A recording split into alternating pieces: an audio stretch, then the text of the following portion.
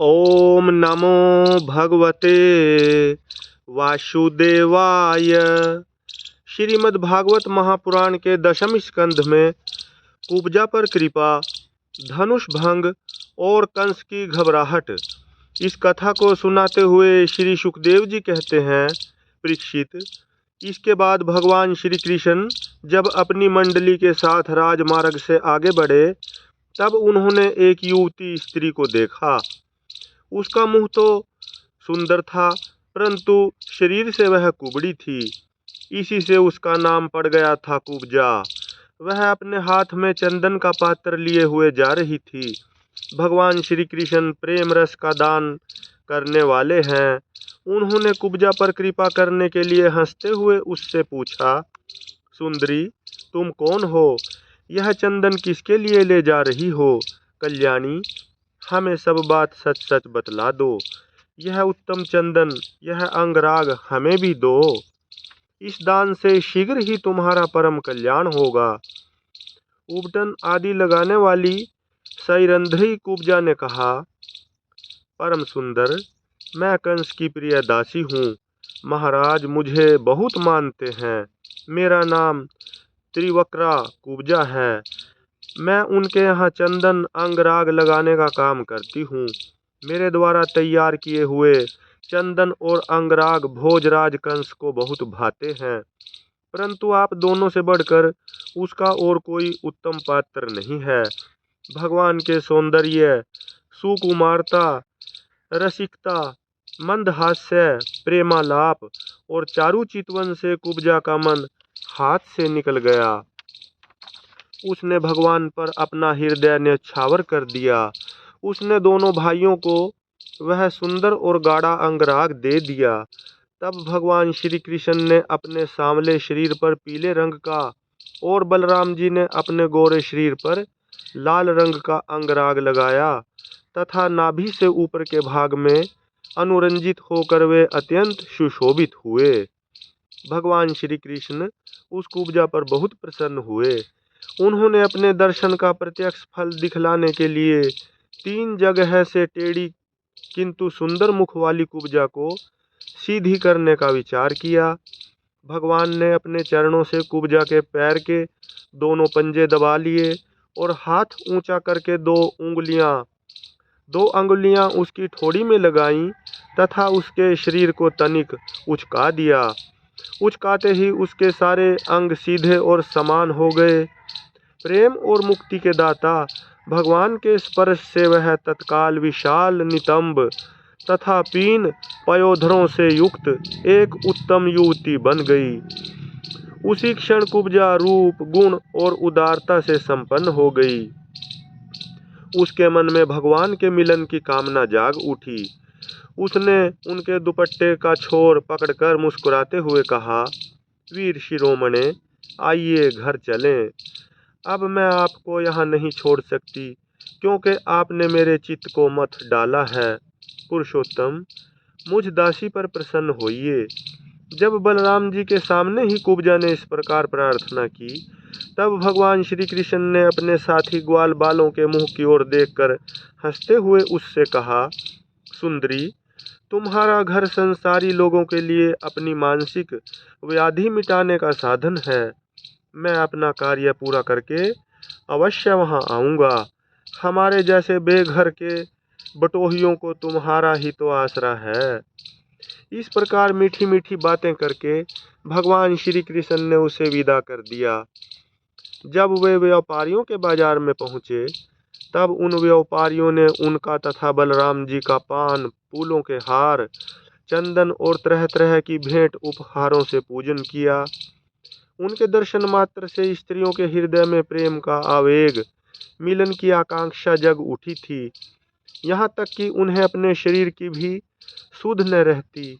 उनके वस्त्र, जूड़े और कंगन ढीले पड़ जाते थे तथा वे चित्रलिखित मूर्तियों के समान ज्यों की त्यों खड़ी रह जाती थीं। इसके बाद भगवान श्री कृष्ण पूर्ववासियों से धनुष यज्ञ का स्थान पूछते हुए रंगशाला में पहुँचे और वहाँ उन्होंने इंद्रधनुष के समान एक अद्भुत धनुष देखा। उस धनुष में बहुत सा धन लगाया गया था। अनेक बहुमूल्य अलंकारों से उसे सजाया गया था। उसकी खूब पूजा की गई थी और बहुत से सैनिक उसकी रक्षा कर रहे थे। भगवान श्री कृष्ण ने रक्षकों के रोकने पर भी उस धनुष को बलात् उठा लिया। उन्होंने सबके देखते देखते उस धनुष को बाएं हाथ से उठाया, उस पर डोरी चढ़ाई और एक क्षण में खींचकर बीचों बीच से उसी प्रकार उसके दो टुकड़े कर डाले, जैसे बहुत बलवान मतवाला हाथी खेल ही खेल में ईख को तोड़ डालता है। जब धनुष टूटा तब उसके शब्द से आकाश, पृथ्वी और दिशाएं भर गईं। उसे सुनकर कंस भी भयभीत हो गया। अब धनुष के रक्षक आतताई असुर अपने सहायकों के साथ बहुत ही बिगड़े। वे भगवान श्री कृष्ण को घेर कर खड़े हो गए और उन्हें पकड़ लेने की इच्छा से चिल्लाने लगे, पकड़ लो, बांध लो, जाने न पावे। उनका दुष्ट अभिप्राय जानकर बलराम जी और श्री कृष्ण भी तनिक क्रोधित हो गए और उस धनुष के टुकड़ों को उठाकर उन्हीं से उनका काम तमाम कर दिया। उन्हीं धनुष खंडों से उन्होंने उन असुरों की सहायता के लिए कंस की भेजी हुई सेना का भी संहार कर डाला। इसके बाद वे यज्ञशाला के प्रधान द्वार से होकर बाहर निकल आए और बड़े आनंद से मथुरापुरी की शोभा देखते हुए विचरने लगे। जब नगर निवासियों ने दोनों भाइयों के इस अद्भुत पराक्रम की बात सुनी और उनके तेज, साहस तथा अनुपम रूप को देखा, तब उन्होंने यही निश्चय किया कि हो न हो ये दोनों भाई कोई श्रेष्ठ देवता हैं। इस प्रकार भगवान श्री कृष्ण और बलराम जी पूरी स्वतंत्रता से मथुरापुरी में विचरण करने लगे। जब सूर्यास्त हो गया तब दोनों भाई ग्वाल बालों से घिरे हुए नगर से बाहर अपने डेरे पर, जहाँ छकड़े थे, लौट आए। तीनों लोकों के बड़े बड़े देवता चाहते थे कि लक्ष्मी हमें मिले, परंतु उन्होंने सबका परित्याग कर दिया और न चाहने वाले भगवान का वर्ण किया। उन्हीं को सदा के लिए अपना निवास स्थान बना लिया। मथुरावासी उन्हीं पुरुष भूषण भगवान श्री कृष्ण के अंग अंग का सौंदर्य देख रहे हैं। उनका कितना सौभाग्य है। व्रज में भगवान की यात्रा के समय गोपियों ने विरहातुर होकर मथुरावासियों के संबंध में जो बातें कही थीं, वे सब यहाँ अक्षरशः सत्य हुई। सचमुच वे परमानंद में मग्न हो गए। फिर हाथ पैर धोकर श्री कृष्ण और बलराम जी ने दूध में बने हुए खीर आदि पदार्थों का भोजन किया। और कंस आगे क्या करना चाहता है, इस बात का पता लगाकर उस रात को वहीं आराम से सो गए। जब कंस ने सुना कि श्री कृष्ण और बलराम ने धनुष तोड़ डाला, रक्षकों तथा उनकी सहायता के लिए भेजी हुई सेना का भी संहार कर डाला और यह सब उनके लिए केवल एक खिलवाड़ ही था, इसके लिए उन्हें कोई श्रम या कठिनाई नहीं उठानी पड़ी, तब वह बहुत ही डर गया। उस दुर्बुद्धि को बहुत देर तक नींद न आई। उसे जागृत अवस्था में तथा स्वप्न में भी बहुत से ऐसे अपशकुन हुए जो उसकी मृत्यु के सूचक थे। जागृत अवस्था में उसने देखा कि जल या दर्पण में शरीर की परछाई तो पड़ती है, परंतु सिर नहीं दिखाई देता। अंगुली आदि की आड़ न होने पर भी चंद्रमा, तारे और दीपक आदि की ज्योतियां उसे दो दो दिखाई पड़ती हैं। छाया में छेद दिखाई पड़ता है और कानों में अंगुली डालकर सुनने पर भी प्राणों का घूं घूं शब्द नहीं सुनाई पड़ता। वृक्ष सुनहले प्रतीत होते हैं और बालू या कीचड़ में अपने पैरों के चिन्ह नहीं दिख पड़ते। कंस ने स्वप्नावस्था में देखा कि वह प्रेतों के गले लग रहा है, गधे पर चढ़कर चलता है और विष खा रहा है। उसका सारा शरीर तेल से तर है। गले में जपाकुसुम जपाकुसुम अड़हुल की माला है और नग्न होकर कहीं जा रहा है। स्वप्न और जागृत अवस्था में उसने इसी प्रकार के और भी बहुत से अपशकुन देखे। उनके कारण उसे बड़ी चिंता हो गई। वह मृत्यु से डर गया और उसे नींद न आई। परीक्षित, जब रात बीत गई और सूर्य नारायण पूर्व समुद्र से ऊपर उठे, तब राजा कंस ने मल्ल क्रीड़ा दंगल का महोत्सव प्रारंभ कराया। राज कर्मचारियों ने रंगभूमि को भली भांति सजाया। तुरही, भेरी आदि बाजे बजने लगे। लोगों के बैठने के मंच फूलों के गजरों, झंडियों, वस्त्र और वंदरवारों से सजा दिए गए। उन पर ब्राह्मण, क्षत्रिय आदि नागरिक तथा ग्रामवासी सब यथास्थान बैठ गए। राजा लोग भी अपने अपने निश्चित स्थान पर जा डटे। राजा कंस अपने मंत्रियों के साथ मंडलेश्वर में छोटे छोटे राजाओं के बीच में सबसे श्रेष्ठ राज सिंहासन पर जा बैठा। इस समय भी अपशकुनों के कारण उसका चित्त घबराया हुआ था। तब पहलवानों के ताल ठोंकने के साथ ही बाजे बजने लगे और गर्बीले पहलवान खूब सज धज कर अपने अपने उस्तादों के साथ अखाड़े में आ उतरे। चाणूर, मुष्टिक, कूट, शल और तोशल आदि प्रधान प्रधान पहलवान बाजों की सुमधुर ध्वनि से उत्साहित होकर अखाड़े में आ आकर बैठ गए। इसी समय भोजराज कंस ने नंद आदि गोपों को बुलवाया। उन लोगों ने आकर उसे तरह तरह की भेंटें दीं और फिर जाकर वे एक मंच पर बैठ गए। कुवलिया पीड़ का उद्धार और अखाड़े में प्रवेश। इस कथा को सुनाते हुए आगे श्री सुखदेव जी कहते हैं, काम, क्रोध आदि शत्रुओं को पराजित करने वाले परीक्षित, अब श्री कृष्ण और बलराम भी स्नान आदि नित्य कर्म से निवृत्त हो दंगल के अनुरूप नगाड़े की ध्वनि सुनकर रंगभूमि देखने के लिए चल पड़े। भगवान श्री कृष्ण ने रंगभूमि के दरवाजों पर पहुंचकर देखा कि वहां महावत की प्रेरणा से कुवलिया पीड़ नाम का हाथी खड़ा है। तब भगवान श्री कृष्ण ने अपनी कमर कस ली और घुंघराली अलकें समेट लीं तथा मेघ के समान गंभीर वाणी से महावत को ललकार कर कहा, महावत, ओ महावत, हम दोनों को रास्ता दे दे, हमारे मार्ग से हट जा। अरे सुनता नहीं, देर मत कर, नहीं तो मैं हाथी के साथ अभी तुझे यमराज के घर पहुंचाता हूँ। भगवान श्री कृष्ण ने महावत को जब इस प्रकार धमकाया, तब वह क्रोध से तिलमिला उठा और उसने काल, मृत्यु तथा यमराज के समान अत्यंत भयंकर कुवलिया पीड़ को अंकुश की मार से क्रुद्ध करके श्री कृष्ण की ओर बढ़ाया। कुवलिया पीड़ ने भगवान की ओर झपट कर उन्हें बड़ी तेजी से सूंड में लपेट लिया, परंतु भगवान सूंड से बाहर सरक आए और उसे एक घूंसा जमाकर उसके पैरों के बीच में जा छिपे। उन्हें अपने सामने न देखकर कुवलिया पीड़ को बड़ा क्रोध हुआ। उसने सूंघ कर भगवान को अपनी सूंड से टटोल लिया और पकड़ा भी, परंतु उन्होंने बलपूर्वक अपने को उससे छुड़ा लिया।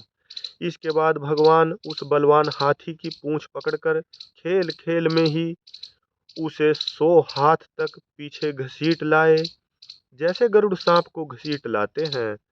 जिस प्रकार घूमते हुए बछड़ों के साथ बालक घूमता है, अथवा स्वयं भगवान श्री कृष्ण जिस प्रकार बछड़ों से खेलते थे, वैसे ही वे उसकी पूंछ पकड़कर उसे घुमाने और खेलने लगे। जब वह दाएं से घूमकर उनको पकड़ना चाहता, तब वे बाएं आ जाते, और जब वह बाएं की ओर घूमता, तब वे दाएं घूम जाते।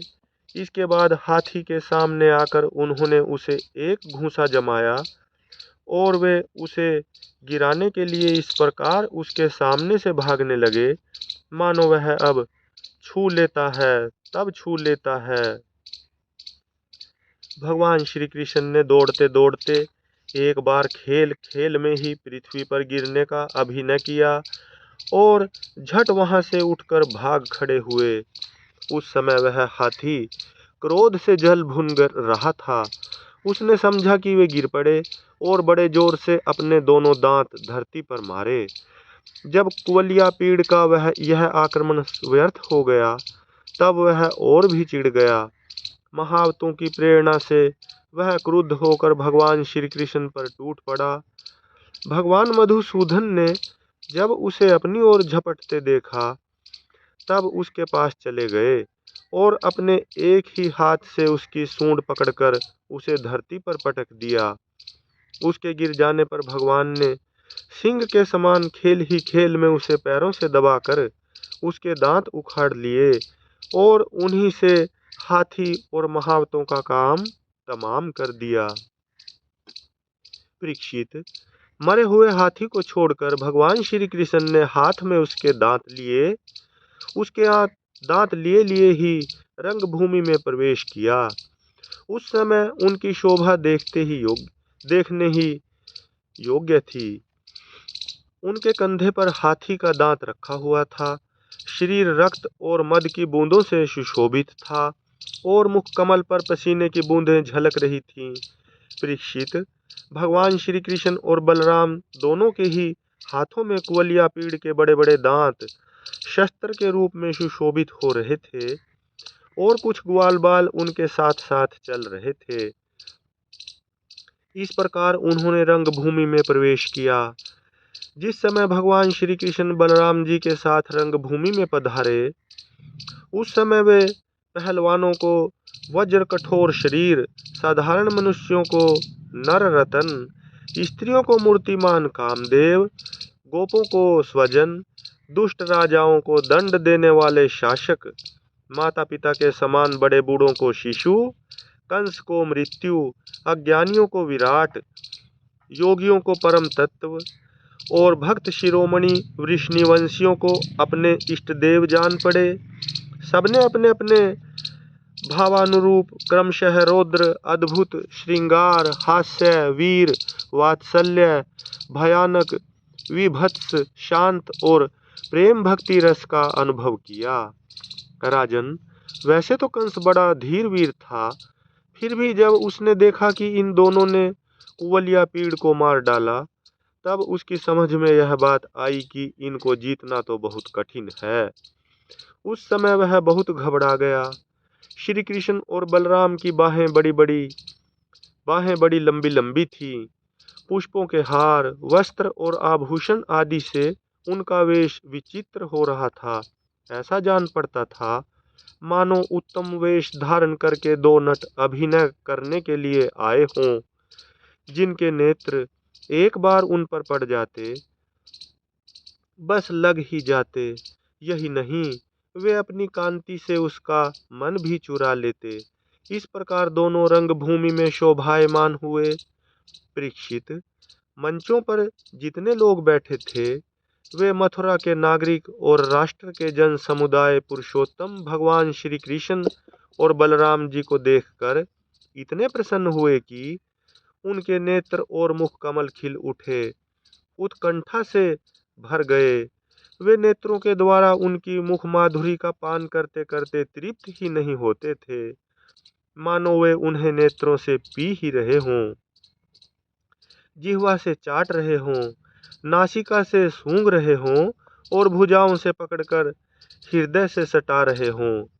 उनके सौंदर्य, गुण, माधुर्य और निर्भयता ने मानो दर्शकों को उनकी लीलाओं का स्मरण करा दिया और वे लोग आपस में उनके संबंध की देखी सुनी बातें कहने सुनने लगे। ये दोनों साक्षात भगवान नारायण के अंश हैं। इस पृथ्वी पर वसुदेव जी के घर में अवतीर्ण हुए हैं। अंगुली से दिखलाकर ये सांवले सलोने कुमार देवकी के गर्भ से उत्पन्न हुए थे। जन्मते ही वसुदेव जी ने इन्हें गोकुल पहुंचा दिया था। इतने दिनों से ये वहां छिपकर रहे और नंद जी के घर में ही पलकर इतने बड़े हुए। इन्होंने ही पूतना, तृणावृत, शंखचूड़, केशी और धेनुक आदि का तथा और भी दुष्ट दैत्यों का वध तथा यमला अर्जुन का उद्धार किया है। इन्होंने ही गौ और ग्वालों को दावानल की ज्वाला से बचाया था। कालिया नाग का दमन और इंद्र का मान मर्दन भी इन्होंने ही किया था। इन्होंने 7 दिनों तक एक ही हाथ पर गिरिराज गोवर्धन को उठाए रखा और उसके द्वारा आंधी, पानी तथा वज्रपात से गोकुल को बचा लिया। गोपियां इनकी मंद मंद मुस्कान, मधुर चितवन और सर्वदा एक रस प्रसन्न रहने वाले मुखारविंद के दर्शन से आनंदित रहती हैं और अनायास ही सब प्रकार के तापों से मुक्त हो जाती हैं। कहते हैं कि ये यदुवंश की रक्षा करेंगे। यह विख्यात वंश इनके द्वारा महान समृद्धि, यश और गौरव प्राप्त करेगा। ये दूसरे इन्हीं श्याम सुंदर के बड़े भाई कमल नयन श्री बलराम जी हैं। हमने किसी किसी के मुंह से ऐसा सुना है कि इन्होंने ही प्रलंबासुर, वत्सासुर और बकासुर आदि को मारा है। जिस समय दर्शकों की यह चर्चा हो रही थी और अखाड़े में तुरही आदि बाजे बज रहे थे, उस समय चाणूर ने भगवान श्री कृष्ण और बलराम को संबोधन करके यह बात कही। नंद नंदन श्री कृष्ण और बलराम जी, तुम दोनों वीरों के आदरणीय हो। हमारे महाराज ने यह सुनकर कि हमारे महाराज ने यह सुनकर कि तुम लोग कुश्ती लड़ने में बड़े निपुण हो, तुम्हारा कौशल देखने के लिए तुम्हें यहाँ बुलवाया है। देखो भाई, जो प्रजा मन, वचन और कर्म से राजा का प्रिय कार्य करती है, उसका भला होता है, और जो राजा की इच्छा के विपरीत काम करती है, उसे हानि उठानी पड़ती है। यह सभी जानते हैं कि गाय और बछड़े चराने वाले ग्वालिये प्रतिदिन आनंद से जंगलों में कुश्ती लड़ लड़ कर खेलते रहते हैं और गायें चराते रहते हैं। इसलिए आओ, हम और तुम मिलकर महाराज को प्रसन्न करने के लिए कुश्ती लड़ें। ऐसा करने से हम पर सभी प्राणी प्रसन्न होंगे, क्योंकि राजा सारी प्रजा का प्रतीक है। परीक्षित, भगवान श्री कृष्ण तो चाहते ही थे कि इनसे दो दो हाथ करें, इसलिए उन्होंने चाणूर की बात सुनकर उसका अनुमोदन किया और देश काल के अनुसार यह बात कही। चाणूर, हम भी इन भोजराज कंस की वनवासी प्रजा हैं। हमें इनको प्रसन्न करने का प्रयत्न अवश्य करना चाहिए। इसी से हमारा कल्याण है। इसी में हमारा कल्याण है। किंतु चाणूर, हम लोग अभी बालक हैं, इसलिए हम अपने समान बल वाले बालकों के साथ ही कुश्ती लड़ने का खेल करेंगे। कुश्ती समान बलवानों के साथ ही होनी चाहिए, जिससे देखने वाले सभासदों को अन्याय के समर्थक होने का पाप न लगे। चाणूर ने कहा, अजी, तुम और बलराम न बालक हो और न तो किशोर। तुम दोनों बलवानों में श्रेष्ठ हो।